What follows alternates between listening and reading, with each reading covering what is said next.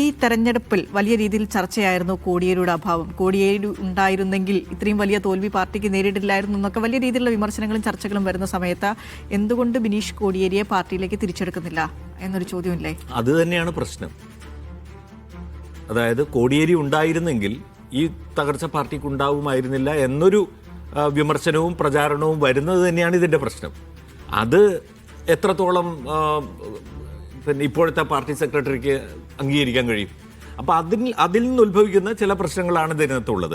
നമ്മൾ കാണേണ്ടത് ഇപ്പോൾ ഈ കഴിഞ്ഞ ദിവസം നമ്മൾ വാർത്ത നൽകിയിരുന്നു. അതായത് ഈ താഴെ തലങ്ങളിലേക്ക്, ലോക്കൽ തലങ്ങളിലേക്ക് പാർട്ടി ഒരു ചോദ്യാവലി ഈ പരാജയത്തിൻ്റെ കാരണങ്ങൾ പഠിക്കാൻ വേണ്ടി കൊടുക്കുന്നുണ്ട്. അതിൽ 30ാമത്തെ ഒരു ചോദ്യം എന്ന് പറഞ്ഞാൽ നമ്മളെ വിട്ടുപോയ ആളുകൾ പാർട്ടിയിലേക്ക് തിരിച്ചു വരാനുള്ള പ്രവർത്തനങ്ങൾ നടത്തിയിട്ടുണ്ടോ എന്നുള്ളതാണ്.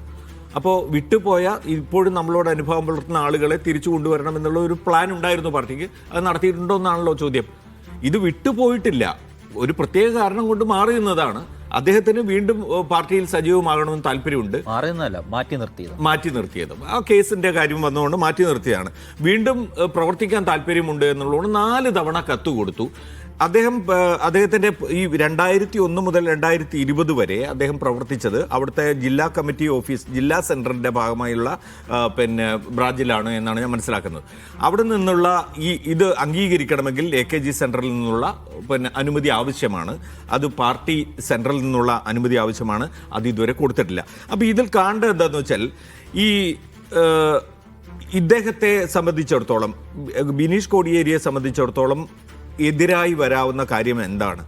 അദ്ദേഹം ഏതെങ്കിലും തരത്തിലുള്ള പാർട്ടി വിരുദ്ധ പ്രവർത്തനം നടത്തിയിട്ടില്ല. ആ കേസ് വന്നു. കേസ് ഇപ്പോൾ അദ്ദേഹത്തെ അതിൽ നിന്ന് കുറ്റമുക്തനാക്കി എന്നാണ് ഞാൻ മനസ്സിലാക്കുന്നത്.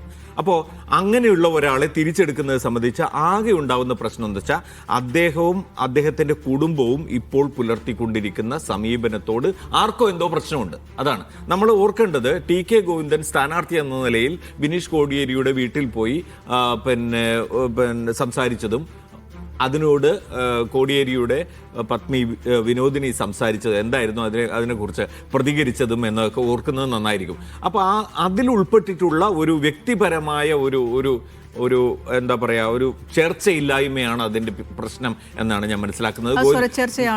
ഗോവിന്ദ മാഷക്ക് എന്തോ ഒരു പ്രശ്നം അതിനകത്ത് അതുമായി ബന്ധപ്പെട്ട് ഉണ്ട് എന്നുള്ള കാര്യത്തിൽ യാതൊരു സംശയവുമില്ല.